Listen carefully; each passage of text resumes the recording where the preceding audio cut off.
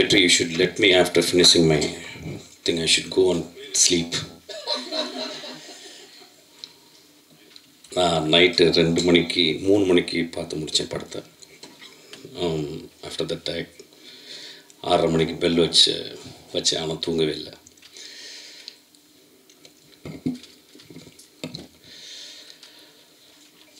இரண்டாம் உலகப் போரில்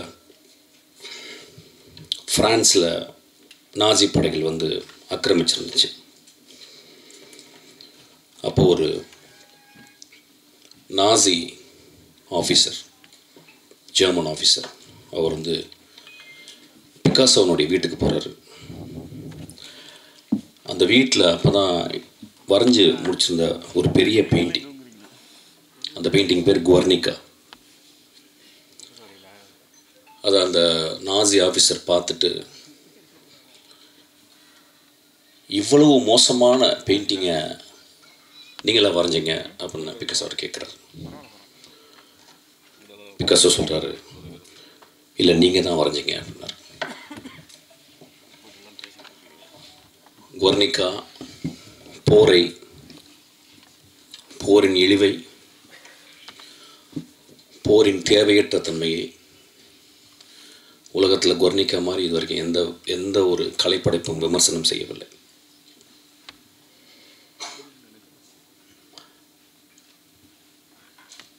இதை வந்து நான் வயலன்ஸ் அப்படின்ற ஒரு புக்கில், ஜிசக்குடைய புக்கில் இப்போ நான் சமீபத்தில் படித்தேன். இந்த மேடையில் என்ன பேச வர போகிறேன் அப்படின்னு வழக்கம் போல் நான் என்ன பேச போகிறேன் எனக்கு தெரியல. It is going to be what comes. It's going to be again a performance. But it will be a very very calm performance, not a very agitated performance. ஒரு கலைப்படைப்பு சமூகத்திலிருந்து தான் உருவாகுது. ஆனால் நம்ம சமூகம் கலைப்படைப்புகளை பார்த்து இந்த படைப்பு சமூகத்தை கெடுக்குது அப்படின்ற ரெண்டுமே நடக்குது. ஒரு மோசமான கலைப்படைப்பு சமூகத்தை கெடுக்குது. ஒரு நல்ல படைப்பு சமூகத்தை சிந்திக்க வைக்குது. ஒரு சினிமாவுடைய maximum impact, it can stop people for few seconds to think about life. நம்ம லைஃப்பில் நம்ம வந்து we are very busy always and we are terribly bored. We are terribly bored, that's why we are very busy. We are running, ஓடிக்கிட்டே இருக்கோம். அப்போ ஒரு தியேட்டருக்குள்ள ஒரு 2.5 மணி நேரம் போய் உட்காந்து ஒரு படத்தை பார்க்கும்போது, அந்த படம் பார்க்கும்போது நம்மளுடைய சித்தாந்தங்கள், நம்மளுடைய ஐடியாலஜிக்கல், நம்மளுக்கு பிடித்தவை, நம்ம சின்ன வயசுலேருந்து வளர்ந்த நம்மளுக்கு அப்பா அம்மா, இந்த சமூகம், மதம், ஜாதிகள் சொன்ன இந்த சித்தாந்தங்களை அந்த கலைப்படைப்பு கேள்வி கேட்கும்போது, எதிர்க்கும்பொழுது நம்மளுக்கு பெரிய கோபம் வருது. இந்த கோபம் நியாயமுமானது தான். இந்த கோபம் நியாயமானது. ஆனால் நம்ம நல்லா புரிஞ்சுக்கணும், அந்த கலைப்படைப்பை எடுக்கிற அந்த மனிதன் எப்படியாப்பட்ட படைப்பை எடுத்திருக்கான் பாருங்கள். இந்த 100 வருஷத்தினுடைய தமிழ் சினிமாவை நீங்கள் ஒத்து பார்த்தீங்கன்னா, ஒரு சல்லடையில் போட்டு சலித்து பார்த்தீங்கன்னா எத்தனை படங்கள் தேரும். எவ்வளவு கோடிகள் ஒழுக்கமில்லாத படங்களுக்கு நம்ம வந்து கொட்டியிருக்கோம். எத்தனை மோசமான படங்களை நம்ம பார்த்து கைத்தட்டியிருக்கோம், விசில் அடிச்சிருக்கோம். அப்போ நம்ம மனசுக்குள்ள கொஞ்சம் தர்மத்தோடு பேசணும்னு, விமர்சனம் செய்வதற்கு எல்லோருக்கும் உரிமை உண்டு. ஒரு சொசைட்டியில் எவ்வளவு விமர்சனம் இருக்கோ அந்த அளவுக்கு சொசைட்டி ஹஸ் காட் அ ஃப்ரீடம்னு புரிஞ்சுக்கணும். ஆனால் அந்த விமர்சனம் ரொம்ப ஷார்ப்பாக இருக்கலாம், கிள்ளலாம், சின்ன பின்னில் குத்தலாம், ஒரு சின்ன துளி ரத்தமும் வரலாம். ஆனால் அந்த விமர்சனம் கழுத்தை துண்டிக்கக்கூடாது. அதுவும் ஒரு கலைஞனுடைய கழுத்தை துண்டிக்கக்கூடாது. இந்த படத்தை பற்றி நிறைய விமர்சனங்கள் சென்சாரில் பெரிய போராட்டம். அந்த படத்துலேயே தெரியும். There are many places it is choppy. I could see that it was chopped. அதை சென்சார் பண்ணுறதுக்கு உரிமை இருக்குது.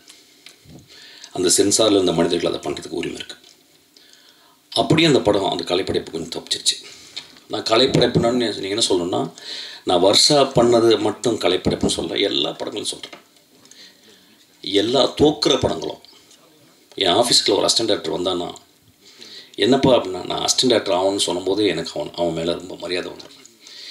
ஏன் 2000-3000 தொழில் இருக்கும்போது ஒரு இளைஞன் நான் சமூகத்திற்கு கதை சொல்லணும்னு வரானே, அவன் எவ்வளோ பெரிய கலைஞன். அவனுக்கு சொல்ல தெரியுதோ இல்லையோ, அவனுக்கு சொல்ல வருதோ இல்லையோ, அவனால் சொல்ல முடிஞ்சதோ இல்லையோ, 30 வருடங்கள் ரோட்டிலே இந்த தெருவுகளில் வேஸ்ட் பண்ண, இந்த டீ கடையில் வேஸ்ட் பண்ண அசிஸ்டன்ட் டைரக்டர் எனக்கு தெரியும்.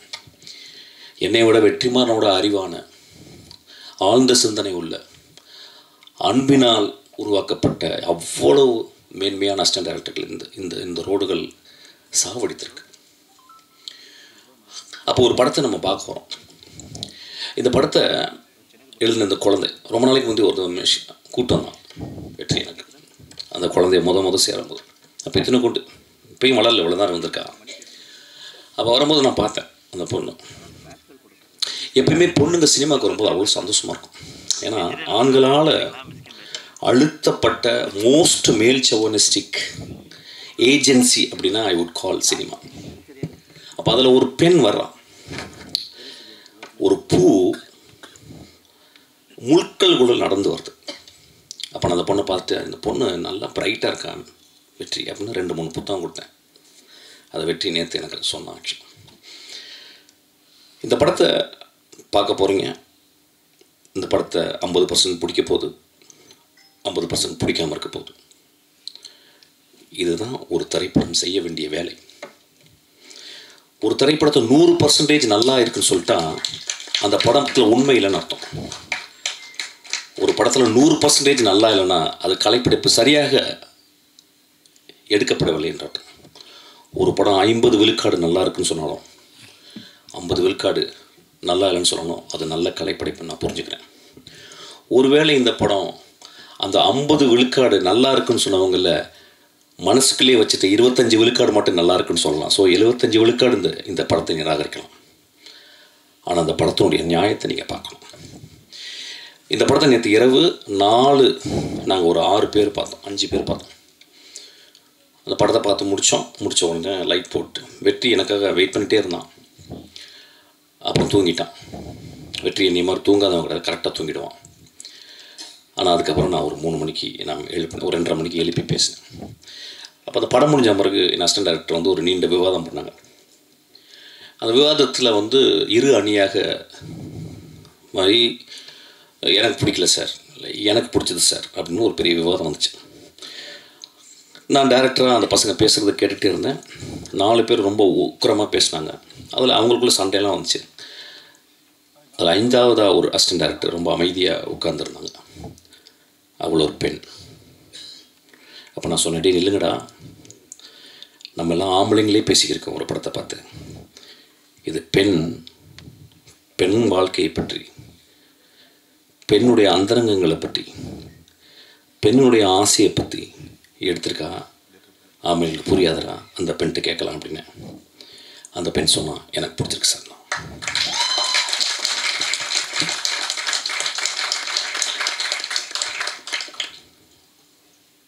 இந்த படத்தை ஏன் வந்து வர்ஷா பேட் கேர்ள்னு வச்சா, ஏன் குட் கேர்ள்னு வைக்கல? அது கொஞ்சம் ஒத்து பார்க்கணும்.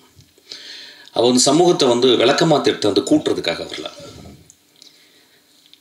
விளக்கமாத்தால அடிக்காதீங்கன்னு சொல்கிறதுக்காக வந்திருக்கான். ஏன் அவள் வந்து குட் கேர்ள்னு வைக்கல, பேட் கேர்ள்னு வச்சானா அந்த அந்த கதாசிரியன், அந்த குழந்தைக்குள்ள கதாசிரியன், அந்த குழந்தைக்குள்ள வாழ்க்கை அனுபவம், அந்த குழந்தை சந்தித்த மோசமான தருணங்கள், இதெல்லாம் ஒரு பெண்ணை எப்படி பண்ணுது அப்படின்றதுக்கு ரொம்ப மனசில் வந்து ஆழமாக எனக்கு தெரியும். ஒரு படத்துக்கு டைட்டில் வைக்கிறதுக்கு 6 மாதம் ஆகுது, எனக்கும் வெற்றிக்கலாம். ஆனால் ஒரு பெண் வந்து நான் ஒரு பேர்ட் கேர்ள்னு சமூகத்தில் சொல்லியிருக்கேன். என்னை பேட் கேர்ள் நீங்கள் சொல்கிறீங்கல்ல, நீங்கள் கொஞ்சம் ஒத்து பாருங்கள், என்னை கொஞ்சம் ஒத்து பாருங்கள், என் வாழ்க்கையை ஒத்து பாருங்கள். உங்களுக்கு 30 நாட்கள் ஓடி போகுது, என் 30 நாட்கள் உங்களை மாதிரியா ஓடுது? எத்தனை நாட்கள் என்னை வீட்டுக்குள் அடக்கி இருக்கிறீர்கள்? எத்தனை நாட்கள் என் பூஜை அறைக்குள் வரவிடாமல் என்னை அழைக்கிறீர்கள்? எத்தனை நாட்கள் நான் வாய் பேசக்கூடாது என்று சொல்கிறீர்கள்? எத்தனை நாட்கள் நான் வேகமாக நடக்கக்கூடாது என்று சொல்வீர்கள்? அப்போ ஒரு கேள்வி கேட்டிருக்கேன். இந்த கேள்வி ஒரு பெரிய கலைப்படைப்பின் அல்லது ஒரு பெரிய தர்மத்தில் இருந்து எழுந்த கேள்வி அல்ல. ரொம்ப சிம்பிளான கேள்வி, ரொம்ப எளிமையான கேள்வி. எனக்கு நல்லா ஞாபகம் இருக்குது. 17 வயசு, ரொம்ப கஷ்டப்பட்டு என் ஃப்ரெண்ட்ஸ்கிட்ட வந்து 3 சரோஜதேவி புக், செக்ஸ் புக் வாங்கிட்டு வந்தேன். ரொம்ப கஷ்டம், அது கிடைக்கிறது ரொம்ப கஷ்டம். அது பெரிய அண்ணங்கள்லாம் சொல்லி அப்படி இப்படி, ஏன்னா ஒரு புக்கு படிக்கிறவங்க 3 புக்கு வாங்கிட்டு வந்து அதை வந்து ஒழிச்சு வச்சு கிட்டத்தட்ட 1 மாதம் எங்கள் அம்மா என் வீட்டை விட்டு வெளியே போகிறதுக்கு வெயிட் பண்ணிகிட்டே இருக்கேன்.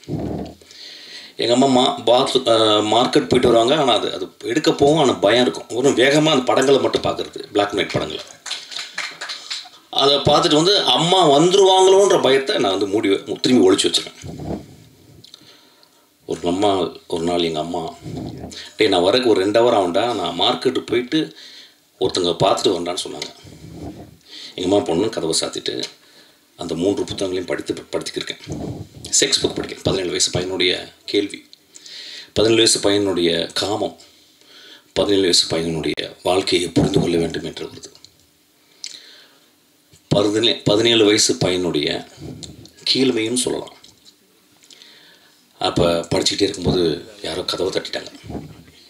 நான் யாருன்னு கேட்டேன். எங்கள் அம்மா. என்னென்னா, பர்ஸில் இருந்து காசு எடுத்து போக மறந்துட்டேன். நான் உடனே அந்த புத்தகம் என்ன பண்ணுன்னு தெரில. எங்கள் வீடு பெரிய வீடு, ரொம்ப வறுமையான வீடு, சின்ன வீடு, ஒரு ரூம் தான். அப்போ ஒரு டேபிள் இருந்துச்சு, டேபிள் மேலே ஒரு டைனோரா டிவி இருந்துச்சு.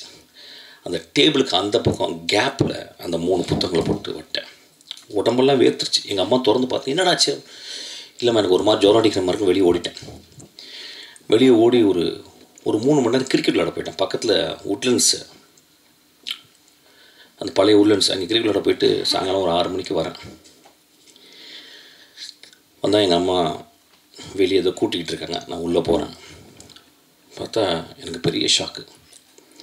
அந்த 3 புத்தகம் ஏதோ கூட்டிருக்காங்க போல். உள்ளே போய் பார்த்தா அந்த 3 புத்தகம் இருக்குது. அதை எடுத்து எங்கள் அம்மா அந்த டேபிளில் வச்சு அது மேலே ஒரு சின்ன பேப்பர் வெயிட் வச்சுருந்தாங்க. எங்கள் அம்மாவை நான் பெரிய கடவுளாக பார்த்து தரணும். நண்பர்களே, இப்போ நான் ஒரு சின்ன சுச்சுவேஷனை மாற்றுறேன்.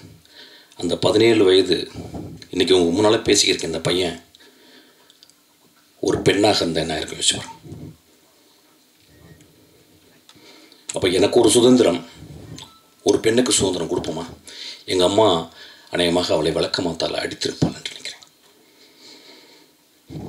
காமம் ஆண்களுக்கு மட்டும் சொந்தமா? ஏன் கடவுள் ஆண்களுக்கு குழந்தை பெக்கக்கூடிய தகுதியை கொடுக்காமல் 10 மாதம் சுமக்கும் கற்பையை பெண்களுக்கு கொடுத்துருக்கிறான்? நம்மளோட ஒரு படங்கு மேலே தான் அவங்க. நம்மளோட ஒரு படங்கு இயற்கை அவங்கள ரொம்ப மதிக்குது. நம்மளோட அவங்க வரம் பெற்றவர்கள் பெண்கள். இந்த படத்தை நான் வந்து ரொம்ப எக்ஸ்ட்ராஆர்டினரியான படைப்புன்னு திருப்பி சொல்ல மாட்டேன். There are great moments are there. First of வந்து நீங்கள் பார்த்தீங்கன்னா இந்த படத்தினுடைய பிளானை பாருங்கள். ஒரு சின்ன குழந்தை, அந்த குழந்தை ஆனால் 3 பருவத்தை சொல்வதற்காக 3 கேமரா படம் தேர்ந்தெடுத்திருக்கான். அவள் எவ்வளோ பெரிய அதுக்காக ஒரு கிளாப் அடிப்பாங்க. அவள் எவ்வளோ சீரியஸாக இயங்குறா பாருங்கள். She would have very easily asked for some great cameraman like P.C. Sriram or somebody else. They would have come for grassroots. They would have come. They would have readily accepted even for a peanut of money. அவள் ஏன் 3 எனக்கு 3தையும் வேறு வேறு பெர்ஸ்பெக்டிவில் பண்ணணும். இந்த உலகமே perspective கிடைக்க மாட்டேங்குது இந்த உலகத்துக்கு. அப்போ பாருங்கள், அவள் இன்னும் 30-40 வருடம் ஒரு மிகச்சிறந்த இந்தியாவின் மிகச்சிறந்த டைரக்டராக போகிறதுக்கு இங்கே விதைய ஆரம்பிக்குது. அவள் 3 பெர்ஸ்பெக்டிவ்களை பார்க்குறான். அதுக்கப்புறம் தெரிஞ்ச ஒரு ஹீரோயினை யாரோ கூட்டியாந்து அது பண்ணல, யாரோ ஒரு தெரியாத ஒரு பொண்ணு இவ தேடுறான். இந்த வாழ்க்கையில் வந்து வருஷமும் இருக்கா. அந்த படத்தில் நடித்த அந்த கதாநாயகனுக்கும் அந்த வாழ்க்கை இருக்குது. இங்கே இருக்க எல்லா பெண்களும் அந்த வாழ்க்கை இருக்குது. இந்த மாதிரி ஒரு விழாவை நான் பார்த்ததே இல்லை. முழுக்க முழுக்க ஆண்களால் ஆக்கிரமிக்கப்படும் ஒரு விழா இன்று முழுக்க முழுக்க பெண்களால் ஆயிருக்கு. முழுக்க முழுக்க ஆண் தன்மையால் டாமினேட் செய்யப்படும் ஒரு மேடை இன்று முழுக்க முழுக்க பெண் தன்மையாக உள்ள வெற்றிமாறன். எனக்கு தெரியும், வெற்றிமாறன் பார்க்கல பயங்கரமா என்ன ராஜா அப்படிலாம் சொல்லுவான். அவனை மாதிரி ஒரு ஒரு கிரியேட்டர்னா யார் தெரியுமா? பெண் தன்மை மனசுக்குள்ளே இருக்கணும், உடம்புல இருக்கணும். அதனால தான் ஏஆர் ரஹ்மான், இளையராஜாவும் பெண் தன்மை ஜாஸ்தியாக இருக்கும். கிரேட் கிரேட் கிரேட் அவங்க தான். எனக்கு வெற்றிமாறனுடைய ரொம்ப நெருங்கி எனக்கு தெரியும். நான் அவ்வளோ பக்கத்தில் அவனை அப்படியே உத்து பார்த்துருக்கேன். வெற்றிமாறன் இன்னைக்கு இவ்வளோ உயரம் வந்திருக்காருன்னா படித்து படித்து படித்து படித்து சினிமாவை சிந்திச்சு சிந்திச்சு சிந்திச்சு தான் வந்திருக்கான். அந்த பட்டறையில் இன்னைக்கு ஒரு கத்தி வந்திருக்கு, ஒரு முள் வந்திருக்கு, ஒரு பூ வந்திருக்கு. முள்ளு குத்தணும். கத்தி ஆப்பிள்களை வெட்டுறதுக்கு தேவைதான், ஆனால் பூவை நம்ம கசக்கிக்கூடாது.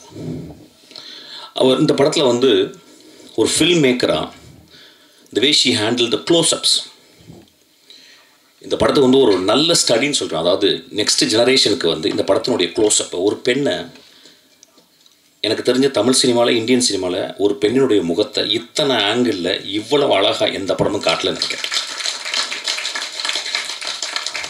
மணி சார் ஒரு பேட்டியில் சொல்லியிருக்காரு, there are very very few directors who knows how to compose close-ups அப்படின்னு இருக்காரு. I think she is one of the director. இந்த படத்தில் அந்த க்ளோஸ்அப்பில் அந்த கதாநாயகனுடைய பருவை காட்டிருக்கு. அது வெரி சிம்பாலிக். அந்த பரு வந்து எவ்வளோ ஒரு எவ்வளோ இரிட்டேட்டிங்காக இருக்க ஒரு விஷயம். ஆனால் பரு இல்லாத வாழ்க்கை இருக்க. பரு இல்லாமல் ஒரு பெண் பருவம் அடைய முடியுமா? அப்போ வாழ்க்கையில் நமக்குள்ளே இருக்குது. ஒட்டடை குச்சிகள் இல்லாத வீடு முழுமையாகுமா? ஒட்டடை குச்சிகள் இல்லாத வீடு முழுமையாகுமா? வீட்டுக்குள் எப்பொழுதுமே ஒட்டடைகள் செய்வோம். என் மகளுக்கு ப்ராப்ளம் வந்திருக்கு. இன்றைக்கி அவள் ப்ராப்ளம் இல்லாமல் இருக்கா, 26 வருஷம் 25 வயசில். இன்றைக்கி என் மகளை பார்த்தா அப்படியே எதை பற்றியும் நான் கேட்குறதில்ல. ஆனால் அவளுக்கு 13 வயது பருவமடைந்ததில் தான் அவளுக்கு நிறைய ப்ராப்ளம் வந்திருக்கு. நம்ம எல்லாருக்குள்ளேயும் கருணையோடு நம்ம பார்க்கணும். இந்த படத்தை நீங்கள் கருணையோடு பார்க்கணும் நான் கேட்குறேன். வெற்றிமாறன் ரொம்ப சின்சியராக இந்த படத்தை தயாரிச்சிருக்கான். அவன் நினச்சிருந்தா யாராவது ஒரு பெரிய டேரக்டர் கூப்பிட்டு, நான் இவ்வளோ காசு போடுறேன், எனக்கு இவ்வளோ சம்பாதிச்சு கொடுக்குற மாதிரி ஒரு படம் எடுத்து கொடுக்குறேன்னு சொல்லலை. எனக்கு காசு வேணாண்டி வருஷா, உன் இதயத்துலேருந்து ஒன்று எடுத்திருக்கேன், அதுக்காக அதை வச்சுக்கடி நான் கஷ்டப்பட்டு சம்பாரித்த பணத்தை கொடுத்துருக்கேன், அதுக்காக அவனுக்கு ஒரு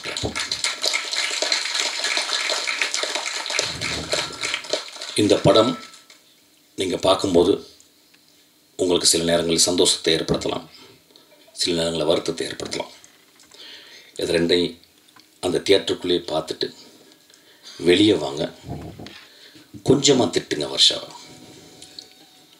இப்போ என்னையெல்லாம் நல்லா கெட்ட வார்த்தையில் திட்டுவாங்க.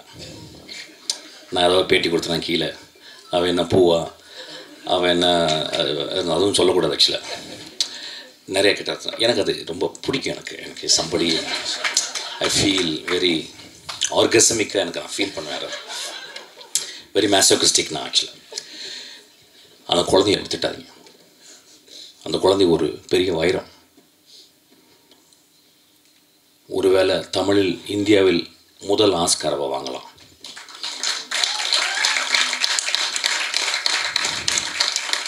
ஒருவேளை அவருடைய அடுத்த படங்கள் நேஷனல் அவார்டு வாங்கலாம். வெற்றிமாறன் படம். அவன் ஏன் இந்த படத்தை சொல்லலாம்னு நீங்கள் பார்க்கணும். ஏன் சொல்கிறான்?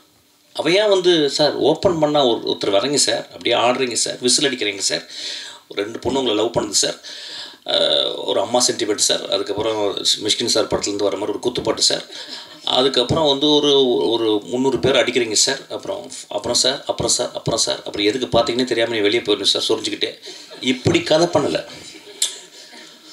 அவள் என்ன பண்ணுறா, என்ன முதல் கதை இருக்குல்ல, முதல் கதை வந்து முதல் குழந்தை மாதிரி.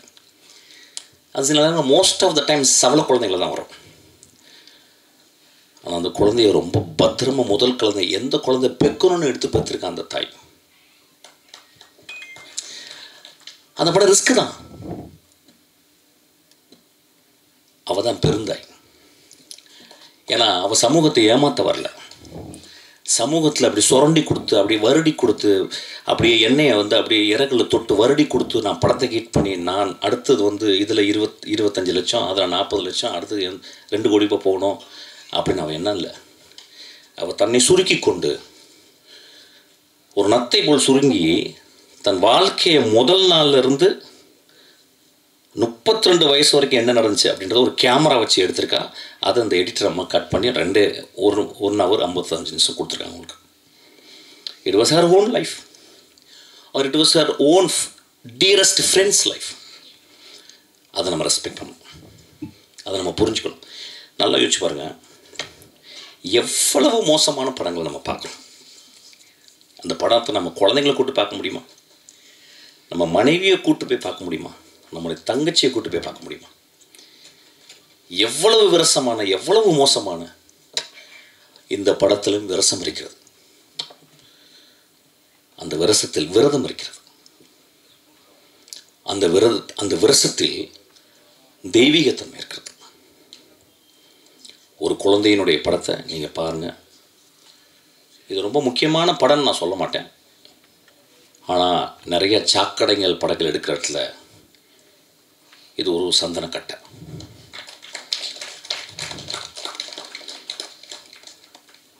பத்திரிகையாளர் பற்றி என் படங்கள் கூட நான் கேட்டதில்லை.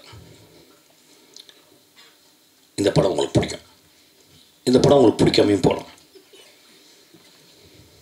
It depends. ஆனால் கொஞ்சம் மனதில் கொஞ்சம் ஈரத்தோட அந்த பெண்ணுடைய ஹானஸ்டியை பார்த்துட்டு, ஏன் இந்த படம் எழுதணும் அவன்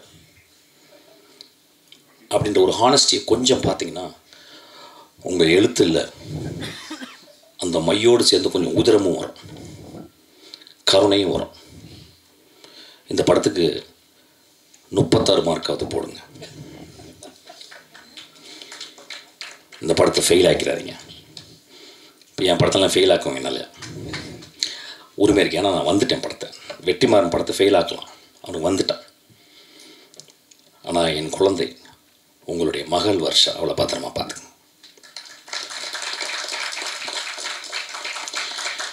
தேங்க்யூ. ரொம்ப அமைதியாக பேசிட்டேன்ல. ஓகே, அடுத்து நான் ஒரு ரிக்வெஸ்ட். இதுதான் கான்ட்ரவர்சி. இது வெற்றிக்கு ரொம்ப நாளாக வாடிவாசல் வரணும்னு எதிர்பார்க்குற ஒரு ஆடியன்ஸில் நான் ஒருத்தன். ஏன்னா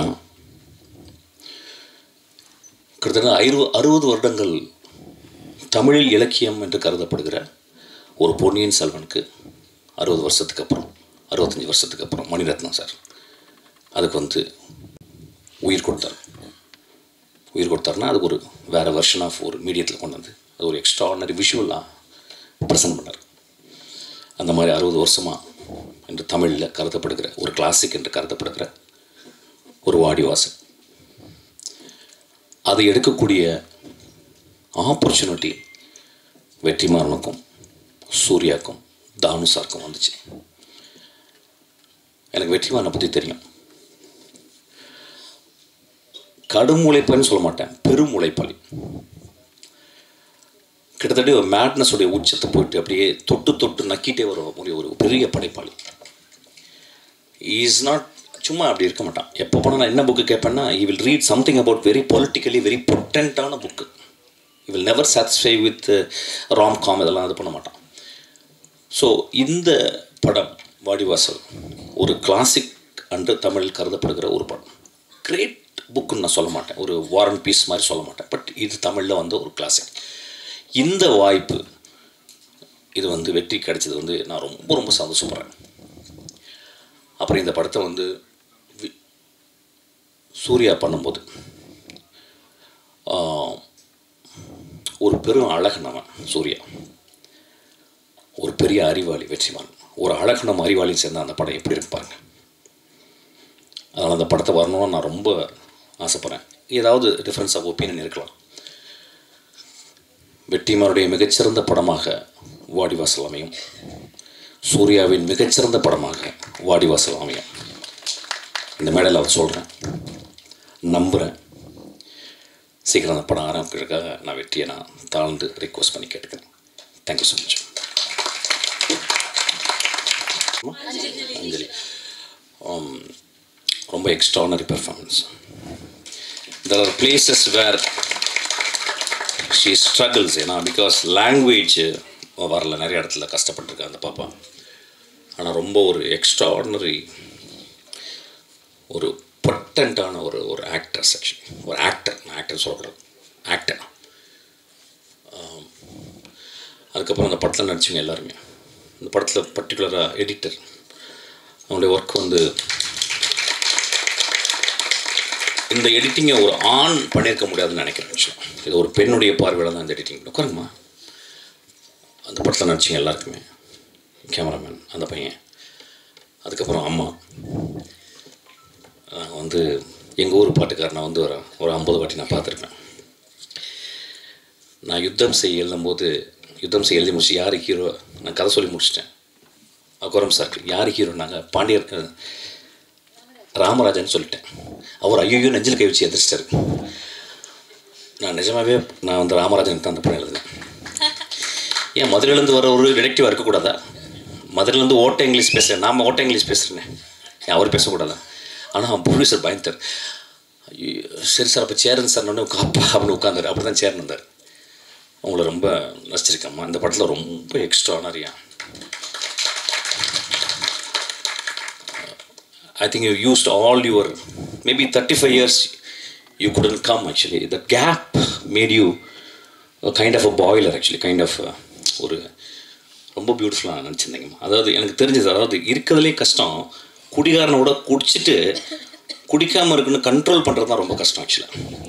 அந்த தாய் முழுக்க தான் 2 பக்கமும் இருதலைக்குள்ளி எறும்பு போல் கஷ்டப்பட்டுக்கிட்டே, இந்த பக்கம் ஒரு வீடு, இந்த பக்கம் குழந்தை, அதுக்குள்ள படுற கஷ்டத்தை ரொம்ப எக்ஸ்ட்ரானரியாக பண்ணிங்க.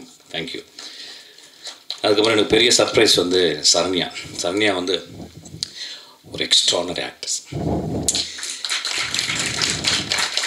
என் படத்தில் வந்து நான் ஏதாவது ஒரு சின்ன கேரக்டர் தான் எழுத முடியாது ஆக்சுவலி. ஒரு சின்ன கேரக்டர் கூட வந்து பண்ணுவாள் ஆக்சுவலி. அவ்வளோ ரொம்ப ஒரு ஜென்யூனான ஹார்ட்டான இந்த படத்தில் வந்து நல்ல பெர்ஃபார்மன்ஸ். டப்பிங் நீ பண்ணியிருக்கலாம், ஆனால் கொஞ்சம் தப்பாக இங்கிலீஷ் பேச தெரியும், அதனால தான் கரெக்ட் பண்ணிட்டா அப்படியே அதில் புரிஞ்சிருச்சு ஆக்சுவலாக. யாரோ நல்லா டப் பண்ணியிருக்காங்க, இங்கிலீஷ்லாம் சரண்யா வாயில் வந்து பேச வச்சுருக்காங்க. அதனால் ரொம்ப தேங்க்ஸ். இந்த பாப்பா யார்? இந்த பாப்பா நீ ரொம்ப எக்ஸ்ட்ரானரியாக பண்ணியிருக்கான் அவன். இன்றைக்கி வந்து I think she rule this stage. ரொம்ப நல்லா இருந்துச்சு. Thank you so much.